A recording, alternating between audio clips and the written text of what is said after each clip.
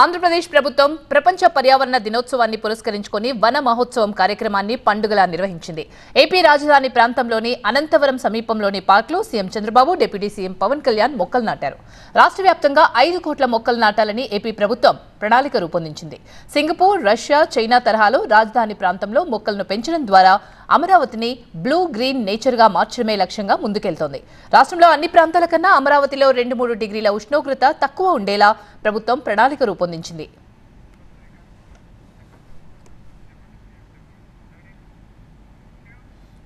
ప్రస్తుతం ఇదే కార్యక్రమంలో సీఎం చంద్రబాబు మాట్లాడుతున్నారు. ఇప్పుడు లైవ్ చూద్దాం.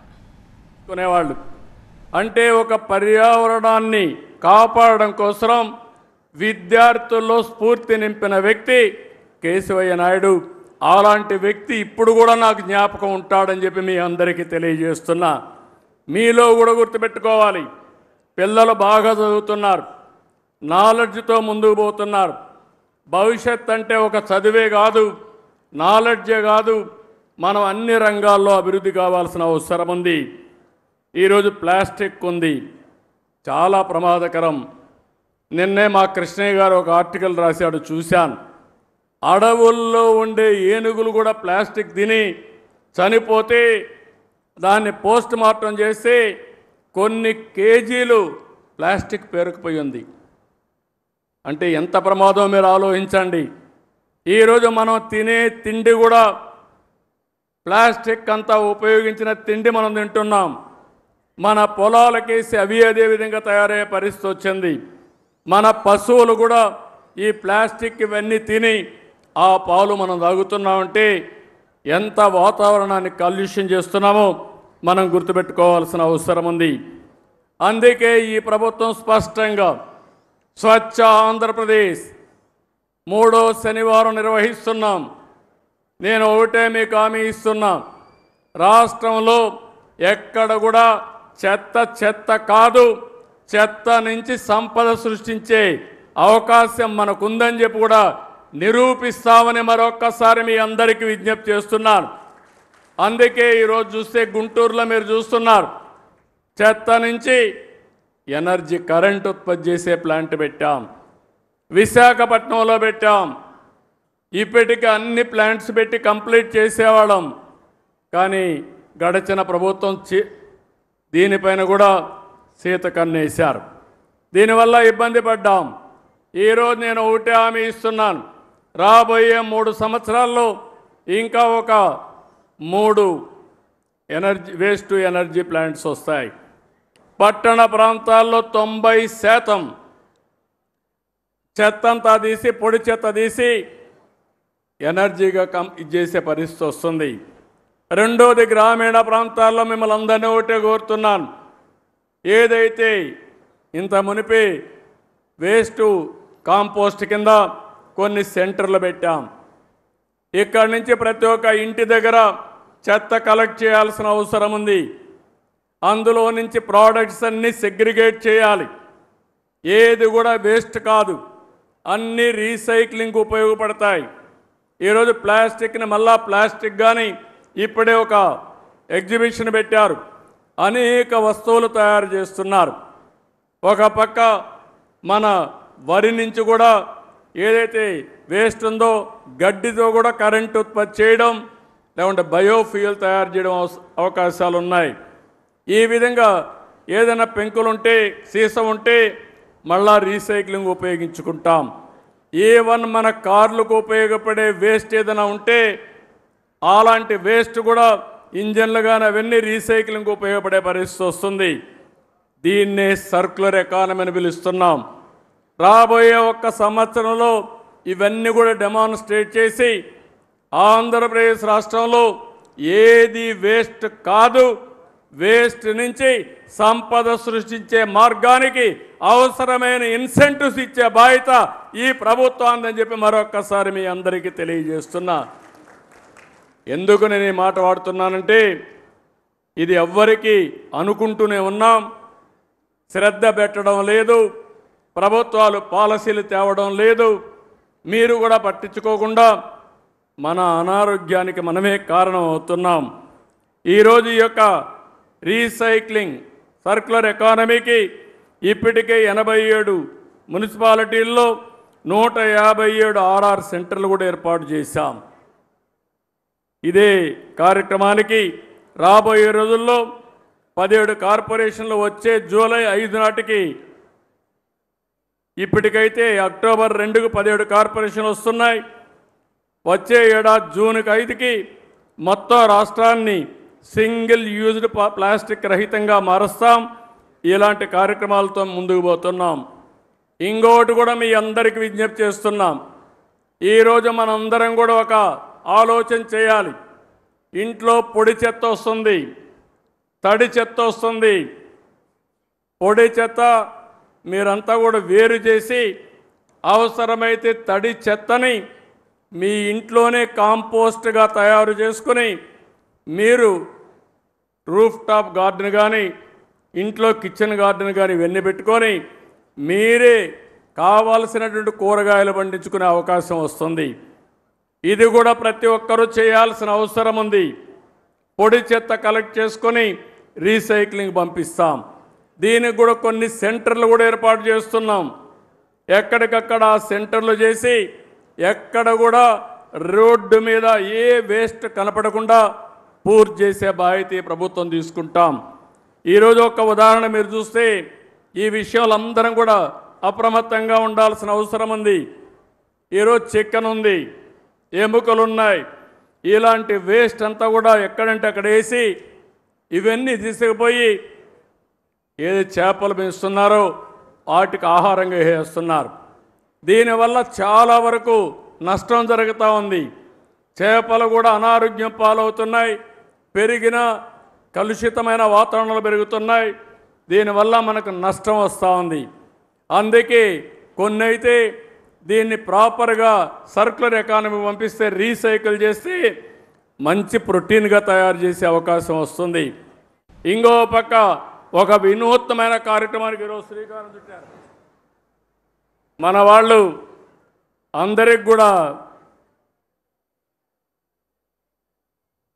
రాఖీలు కట్టడం. రేపటి నుంచి మా చెల్లెమ్మలకు విజ్ఞప్తి చేస్తున్నాం. ఏ అన్నయ్యకు రాఖీ కట్టాలన్నా ఆయన మూల నక్షత్రం తెలుసుకోండి, దానికి సూటబుల్ విత్తనాలు ఇస్తాం. మీరు శుభం కోరుకుంటున్నారు, ఇప్పుడు బెస్ట్ విషెస్ ఇస్తున్నారు. కానీ భవిష్యత్తులో ఆయన భవిష్యత్తు బాగుండాలంటే నక్షత్రం, ఆ నక్షత్రానికి ఏ చెట్టు సూటబులో ఆ విత్తనాలతో అతనికి రాఖీ కట్టాల్సిందిగా మిమ్మల్ని అందరినీ కోరుతున్నా. ఈ సంవత్సరమే ఈ ఉద్యమానికి శ్రీకారం చుట్టాలి. ఈ రాఖీ పండుగ నుంచే ప్రారంభించాలి. ఎవరు కూడా అందరూ రాఖీలు తయారు చేసే వాళ్ళందరికీ విజ్ఞప్తి చేస్తున్నా, నక్షత్రం, చెట్టు పేరు, విత్తనం పేరు, ఈ రెండే ఉంటాయి. ఇది మీరు నచ్చిన వ్యక్తికి మీరు కట్టేటప్పుడు ఆయన నక్షత్రం కనుక్కొని దాన్నే కొనండి, అదే కట్టండి. దీనివల్ల రాష్ట్రం మొత్తం చెట్లు పెంచడానికి ప్రత్యక్షంగా పరోక్షంగా మీరు కృషి చేసినట్టు అవుతుందని చెప్పి నేను మీకు తెలియజేస్తున్నా. ఈరోజు ఇంకొక పక్కన మీరు చూస్తే నగర వనాలు 61 నగరాల్లో మన నియోజకవర్గాల్లో నగర వనాలు పెట్టారు. ఈ నగర వనాలు 175 నియోజకవర్గంలో పెడతాం. అదే మరి అన్ని నక్షత్రాలకు సంబంధించిన చెట్లు కూడా పెట్టమని చెప్పి అడిగాను. ఇప్పుడే ఫారెస్ట్ డిపార్ట్మెంట్ దానికి ముందుకు వచ్చారు. రాబోయే రోజుల్లో ప్రతి ఒక్క నగర వనాల్లో నక్షత్రానికి అనుకూలమైన చెట్లన్నీ ఉంటాయి. మీరు ఆ చెట్టుకు రాఖీ కట్టడం కానీ నీళ్లు పోయడం కానీ ఆ చెట్టును పెంచి పోషిస్తే మీ నక్షత్ర బలం బ్రహ్మాండంగా పనిచేస్తుంది. మీరు ముందుకు పోవాల్సిందిగానే మిమ్మల్ని కోరుతున్నా.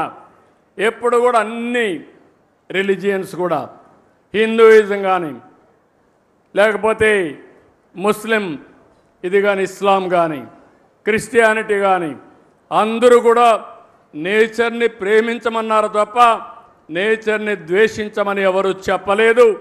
ఈ విషయం కూడా మీరు గుర్తుపెట్టుకోవాల్సిన అవసరం ఉంది. ఈరోజు ఇంకొక పక్కన అమరావతి, ఈరోజు ఒక మంచి కార్యక్రమానికి శ్రీకారం చుట్టాం. అమరావతి రాబోయే రోజుల్లో భావితరాల భవిష్యత్తుకు ఒక దిక్చూతిగా తయారవుతుంది. దేవతల రాజధాని అమరావతి, ప్రజా రాజధాని అమరావతి.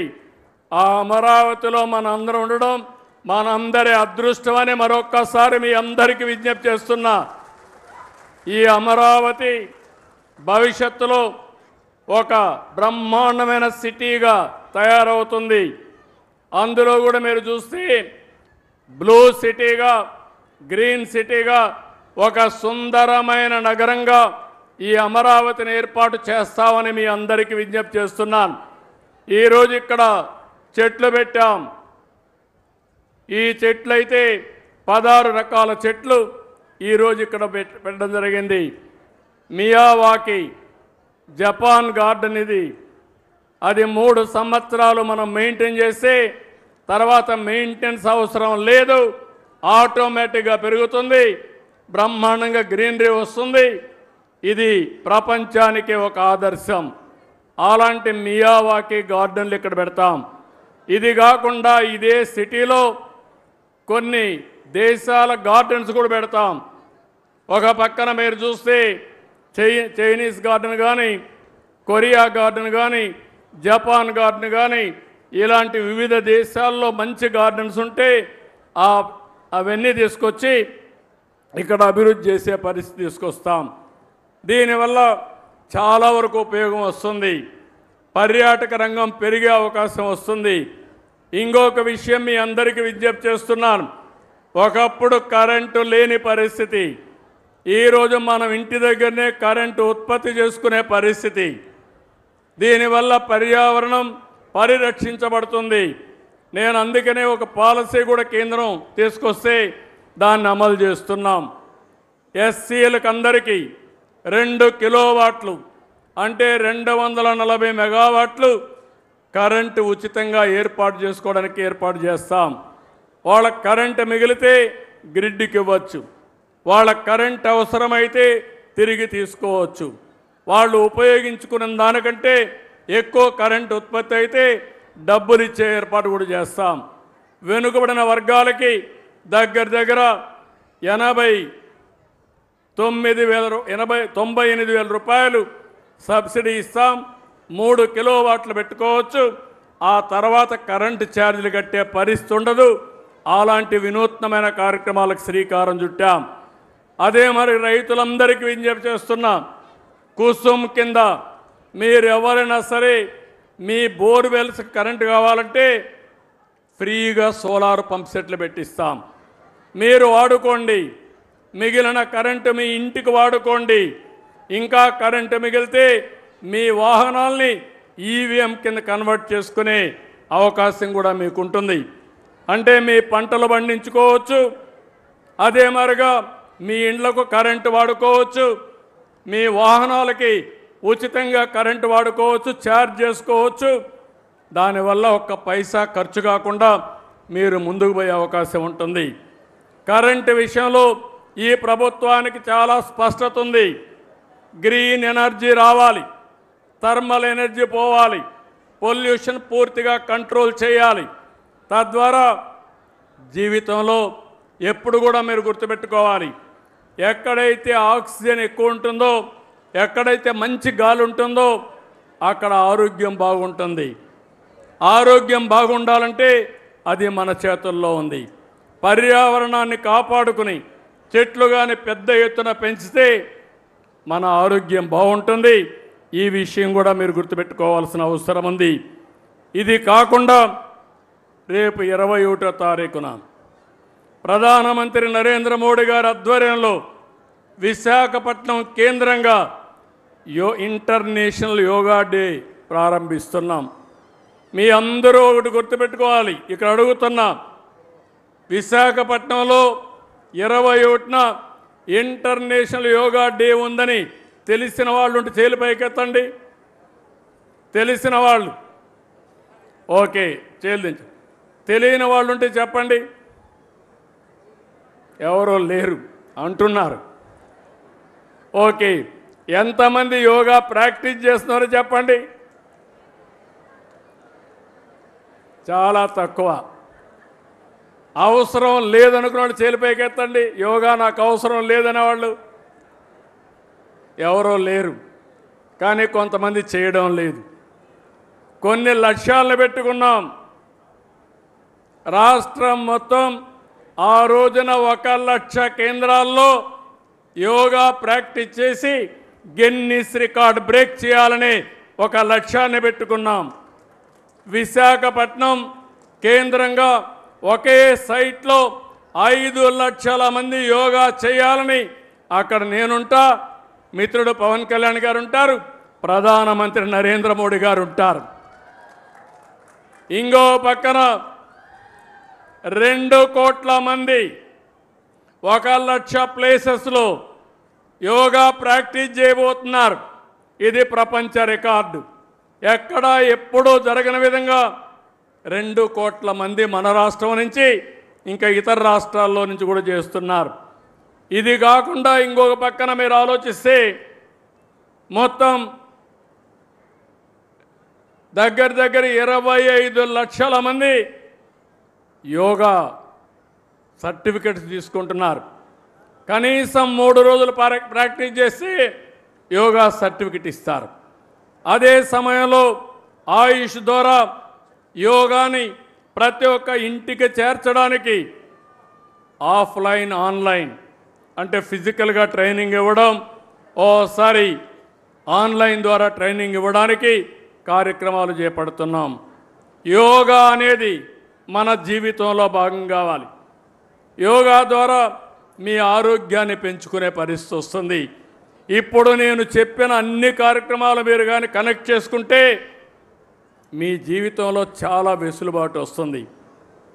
ఒక పక్క గ్రీన్ కవర్ పెంచడం, ఒక పక్క గ్రీన్ ఎనర్జీకి ముందుకు పోవడం, ఇంకో పక్క సర్క్యులర్ ఎకానమీతో అనుసంధానం చేసుకోవడం, ఇంకో పక్క యోగా ప్రాక్టీస్ చేయగలిగితే అదే నిజమైన స్వచ్ఛ ఆంధ్రప్రదేశ్, స్వర్ణ ఆంధ్రప్రదేశ్ అని చెప్పి నేను మీకు తెలియజేసుకుంటూ ఈరోజు దీనికి మేమందరం కూడా ఏమేం చేయాలో చేస్తాం.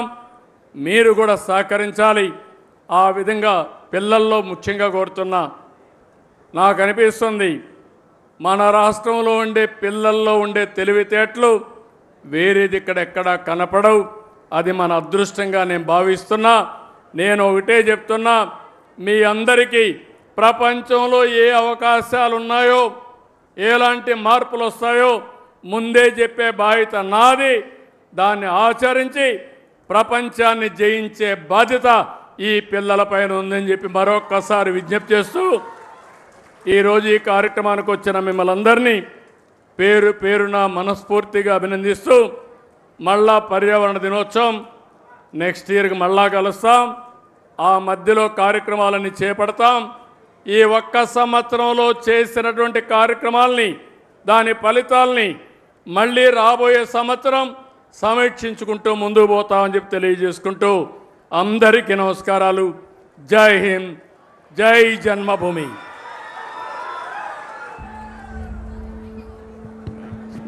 ధన్యవాదాలు sir. Artificial intelligence, computer, quantum computing, artificial intelligence, డ్రోన్స్తో ఆంధ్రప్రదేశ్ను ప్రపంచ విఖ్యాతగా మారుస్తున్న మన అధినేత ఈరోజు ఒక్కరోజే 1 కోటి మొక్కలు నాటే కార్యక్రమానికి శ్రీకారం చుట్టింది ఏపీ ప్రభుత్వం. వన మహోత్సవం కార్యక్రమంలో రాష్ట్ర పర్యావరణ అటవీ శాఖ ఏర్పాటు చేసిన స్టాల్స్ ను CM Chandrababu, deputy CM Pawan Kalyan పరిశీలించారు. పర్యావరణ హితం కోసం తయారు చేసిన పలు ఉత్పత్తుల్ని చంద్రబాబు, పవన్ ఆసక్తిగా పరిశీలించారు. వాటి పనితీరు గురించి స్టాల్స్ నిర్వాహకులను అడిగి తెలుసుకున్నారు. ఆకుపచ్చని ఆశయాలతో స్వచ్ఛ హరితాంధ్ర అభివృద్ధికి తోడ్పడతానని పచ్చని చెట్టే ప్రగతికి సోపాన మార్గమని స్వచ్ఛ హరితాంధ్రగా తీర్చిదిద్దేందుకు కృషి చేస్తానని ప్రతిజ్ఞ చేస్తున్నాను. అడవుల్లో కార్చిచ్చులను ఆపే ప్రయత్నాలు జరగాలన్నారు పవన్ కళ్యాణ్. గతంలో ఏదైనా అడ్రస్ చెప్పాలంటే అదిగో మర్రి చెట్టు పక్క వీధి అనేవారు. ఇప్పుడు ఆ పరిస్థితి లేదన్నారు. పర్యావరణ పరిరక్షణలో ఆంధ్రప్రదేశ్ తలమానికంగా ఉండాలన్నారు పవన్ కళ్యాణ్. చెట్టు మనకి ఆధారం. కేవలం పక్షులకి వీటికే కాదు, ప్రతి ఒక్కరికి చెట్టు లేని జీవితాన్ని ఊహించుకోండి. ఎవరన్నా మా ఇంటికి వెళ్ళాలి అంటే అక్కడ పెద్ద మర్రి చెట్టు ఉంటుంది, ఆ మర్రి చెట్టు నుంచి కుడి చేతిలోకి వెళ్తే ఈ దారి ఉంటుంది. ఎవరిని ఇల్లు ఫ్రెండ్ ఇల్లు తెలియాలంటే ఎలారా మీ ఇంటికి రావడం అంటే మా ఇంటి ముందు గోరింటాకు చెట్టు ఉంటుంది. ఇట్లాంటివన్నీ పోయినాయి. ఇప్పుడు అసలు చెట్టే ఆనవాళ్ళు అయ్యేది. అలాంటి చెట్లని మనం సంరక్షించుకోవడం మానేసాం. కానీ అదృష్టవశాత్తు మనకి ప్రకృతిని పరిరక్షించగలిగే అవగాహన ఉన్న ఒక బలమైన వ్యక్తి మనకి ముఖ్యమంత్రిగా ఉన్నారు మనకి. అందుకు మనం నిజంగా మనం గర్వించాలి. ఈరోజు మా అందరికీ కూడా ఆయన ఇచ్చిన టార్గెట్స్ ప్రతి చోట 33% ఉండాలి ఫారెస్ట్ కవర్ అంటే, మా అందరికి ఇచ్చిన టార్గెట్ ఒక 50% ఆంధ్రప్రదేశ్లో ఉండాలి. ఆంధ్రప్రదేశ్ తలమానికంగా ఉండాలి. ఈ పర్యావరణానికి సంబంధించి కానీ, అటవీ సంరక్షణకు కానీ, నగర వనాలకు కానీ, చెట్లు విరివిగా పెంచడానికి కానీ, వాటిని స్ఫూర్తిగా తీసుకొని వచ్చేసారి మనస్ఫూర్తిగా కలుస్తాం తెలియజేసుకుంటూ